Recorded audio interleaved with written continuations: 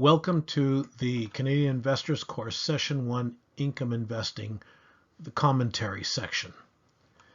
You should treat this like a supplement to Session 1. More information if you like. Again, as before, 2 includes the terms of use and disclaimer. Please read it off the hard copy. Slide 3 is a little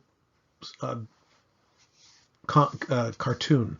"Get the federal government off my back," said bankers when they were demanding deregulation in 1980. And then in 2008, the same bankers were saying, "Where's my government? Who's got my back?" crying for bailouts. We're going to talk about home capital GICs and the real effect on the market, and we're going to show you some charts. Slide 5 shows a commentary taken from the press. "Brokers wary on home capital GICs amid negative news." However, if you read a little deeper, you discover that the real issue with home capital was that they didn't report some fraudulent GIC applications, some fraudulent mortgage applications. If they'd reported those fraudulent applications, they probably wouldn't have had as much trouble in the markets. It was really the lack of reporting that caused the biggest problem, because the mortgages were actually performing.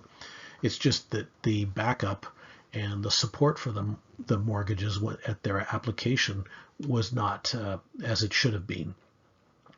And that creates a problem, and perhaps a bigger problem overall, because if home capital had this problem, who's to say that some of the big 5 banks don't also have the problem? Because in the end of the day, mortgage applications depend very much on the person taking the application to be truthful and honest and report all the information as they should. And sometimes that doesn't happen. Anyway, moving along, there's a very important chart on slide 6, the US 10-year bond yields. You'll notice that in 1982, they peaked at somewhere around 19 or 20%. And in fact, everybody knows somebody who took a mortgage out at that time at 19 or 20 or even 24%, only to see that mortgage rate 6 months or a year later plummet to 15%. So like I like to say, just imagine if you'd had the foresight back then to buy a 30-year bond when bond yields were so incredibly high. Just think what a great investment that would have been. Would have worked out to about a 15% annual rate of return to today, when interest rates have gone down and down and down and down and down to the point now where they're almost zero. And interestingly, if you look at this chart and you assume that all investments are cyclical, intuitively you know the next direction of the bond market, whether you like it or not. If you look at the 5-year Canada bond yield, you can see it looks the same as the 10-year, just a slightly different shape of curve. Huge lift in the early 80s, and interest rates falling and falling to almost zero again today.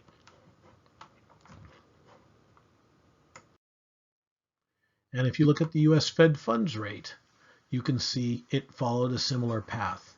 Now, the interesting thing is that if you look at the recent period here at the bottom, let's see, I think that, yes, this period down here, you'll notice that interest rates are super flat, very close to zero. But what have we had recently? We've had three rate rises as of the middle of 2017 from Janet Yellen. And typically when the Fed goes in one direction, they go that way for a little while before they reconsider and start changing direction. So we can see the path of current interest rates at this point. Also, you notice that in Canada, interest rates are low. In fact, they're lower than the US, which is traditionally not the case. So it'll be interesting to see how that plays out. So what's an income investor to do? Well, if you own bonds or debentures, or if you own bond funds, or if you own income and growth funds that contain lots of bonds, or if you own managed very conservative funds, probably even more so, or many yield investments,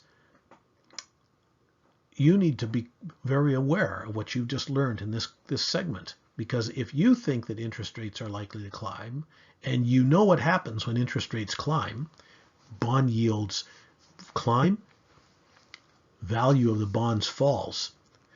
Session 2 is going to be very important to you. So if you appreciated Session 1, don't miss Session 2. And that's the end of this commentary.